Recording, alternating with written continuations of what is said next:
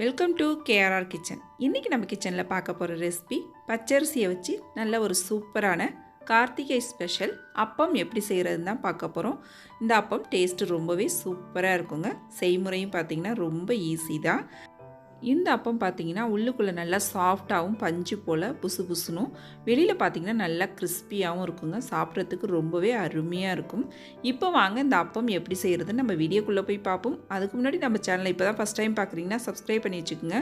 கூடவே bell symbol press பண்ணி ஆளுங்கிற ஆப்ஷனையும் ப்ரெஸ் பண்ணி வச்சுக்கோங்க. அப்போ தான் நான் போகிற வீடியோஸ் எல்லாம் உங்களுக்கு தொடர்ந்து நோட்டிஃபிகேஷனில் உடனுக்குடனே கிடச்சிக்கிட்டு இருக்கும்.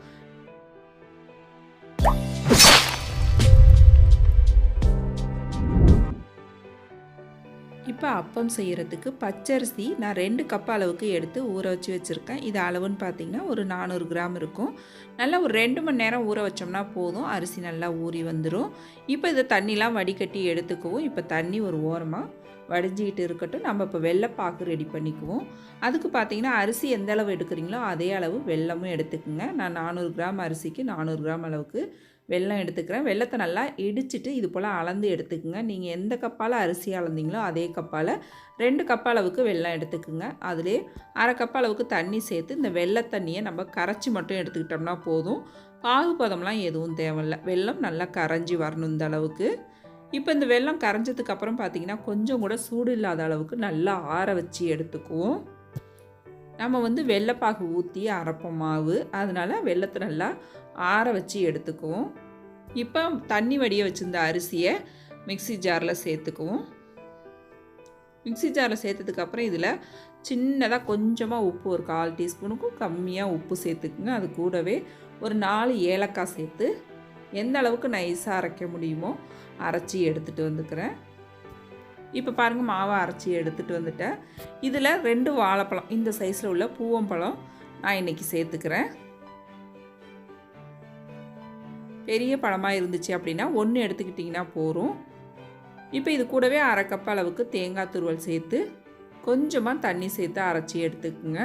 இப்போ மாவு நல்லா இந்த அளவுக்கு திக்காக அரைச்சி எடுத்துக்கணும். இப்போ நம்ம கரைச்சி வச்சுருக்க வெள்ளை தண்ணியை இதில் வடிகட்டி சேர்த்துக்குவோம். வெள்ளை தண்ணி பார்த்திங்கன்னா கொஞ்சம் கொஞ்சமாக சேர்த்து அரைச்சிக்குங்க. ஒரேடியாக எல்லா வெள்ளை தண்ணியும் சேர்க்க வேணாம். இப்போ ஒரு பாதி மட்டும் சேர்த்துருக்கேன். இதை அரைச்சிட்டு அதுக்கப்புறம் மீதம் இருக்கிறது நம்ம சேர்த்துக்குவோம்.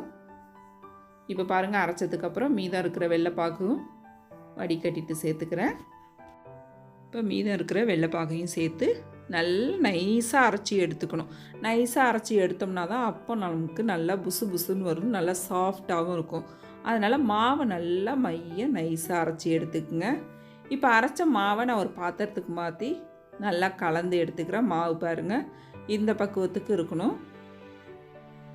அப்போ தான் நமக்கு ஊற்றுறதுக்கு நல்லா வரும். இப்போ இந்த மாவை நம்ம ஒரு 2 மணி நேரத்துக்கு புளிக்க வைக்கணும். புளிக்க வச்சுட்டு ஊற்றும் போது பார்த்திங்கன்னா அப்பம் டேஸ்ட்டாகவும் இருக்கும், அதே சமயம் நல்லா புசு புசுன்னு உப்பியும் வரும். நமக்கு ரொம்ப நாளையெல்லாம் புளிக்க வைக்கக்கூடாது. ஒரு 2 மணி நேரம் இல்லை 3 மணி நேரம் புளிக்க வச்சோம்னா போதும். அதிக நாளைக்கு புளிக்க வச்சாலும் நமக்கு அப்பம் டேஸ்ட்டு நல்லா இருக்காது. இப்போ இது ஒரு 2 மணி நேரம் புளிச்சு வரட்டும். நீங்கள் உடனே செய்யணும் அப்படின்னு நினச்சிங்கன்னா கொஞ்சம் ஆப்ப சோடாப்பு சேர்த்துட்டு கலந்துட்டு செஞ்சுக்கலாம். நான் இன்றைக்கி புளிக்க வச்சு தான் செய்ய போகிறேன். இப்போ பாருங்கள், நல்லா ஒரு 2 மணி நேரம் ஆயிடுச்சு. மாவும் நல்லா புளிச்சு வந்திருக்கு. மாவும் நல்லா கலந்து விட்டுக்குங்க ஒரு தடவை ஊற்றுறதுக்கு முன்னாடி. மாவு பாருங்கள் கொஞ்சம் நல்லா திக்காகி வந்திருக்கு. பாருங்கள், அந்த அரிசி மாவு நல்லா ஊறி நமக்கு நல்லா திக்காகி வந்திருக்கு. மாவு இந்த பக்குவத்தில் இருந்துச்சுன்னா நம்ம அப்பம் ஊற்றி எடுக்க கரெக்டாக இருக்கும். இப்போ அப்பம் ஊற்றுறதுக்கு நான் கடாயில் எண்ணெய் காய போட்டிருக்கேன். எண்ணெய் நல்லா காஞ்சதுக்கு அப்புறம் அடுப்பு தீயை குறைச்சி வச்சுட்டு ஒரு கரண்டி அளவுக்கு எடுத்து இது போல் ஊற்றிக்கிங்க. தன்னாலே வெந்து மேலே எழும்பி வரும் அப்பம். நீங்கள் மாவு கரெக்டான பதத்துக்கு கலந்துருந்தீங்க அப்படின்னாக்கா இது போல் கரெக்டாக நமக்கு எழும்பி வரும். மாவு தண்ணியாக இருந்தாலோ இல்லை ரொம்ப திக்காக இருந்தாலோ உங்களுக்கு இது போல் வராது. நீங்கள் தண்ணியாக போயிட்டு அப்படின்னாக்கா அரிசி மாவு அப்படி இல்லைன்னா கோதுமை மாவு சேர்த்து கலந்து மாவை திக்காகிக்கிங்க. ரொம்ப திக்காக இருக்குது அப்படின்னாலும் லைட்டாக தண்ணி ஊற்றி கரெக்டான பக்குவத்துக்கு கலந்து எடுத்துக்குங்க. மாவு கரெக்டான பக்குவத்துக்கு கலந்துட்டிங்க அப்படின்னாக்கா கரெக்டாக உங்களுக்கு இது போல் நல்லா ஊற்றின உடனே மேலே எழும்பி வரும். அப்பமும் பார்த்திங்கன்னா நல்லா புசு புசுன்னு சாஃப்டாக இருக்கும். இப்போ பாருங்கள், நம்ம அப்பம் ஊற்றி எடுத்துட்டேன். இப்போ இதே போல் இருக்கிற மாவு எல்லாத்தையும் நான் ஊற்றி எடுத்துக்கிட்டு உங்கள்கிட்ட காட்டுறேன். தீயை ரொம்ப அதிகமான தீயில வச்சு ஊற்றக்கூடாது. மிதமான தீயில வச்சு ஊற்றுனீங்க அப்படின்னாக்கா நல்லா ஒத்தாப்பில் வெந்து நல்லா இது போல் உப்பி வரும்.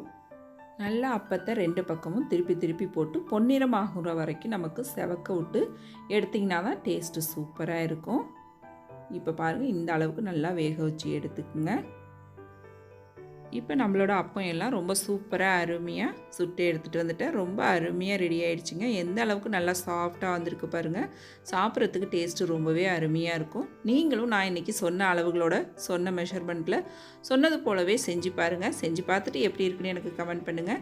என்னோட இந்த ரெசிபி பிடிச்சிருந்துன்னா லைக் பண்ணுங்கள், ஷேர் பண்ணுங்கள். மறக்காமல் நம்ம கேஆர்ஆர் கிச்சனை சப்ஸ்கிரைப் பண்ணி வச்சுக்கோங்க. நாளைக்கு வேறொரு ரெசிபியோடு சந்திப்போம். தேங்க்ஸ் ஃபார் வாட்சிங்.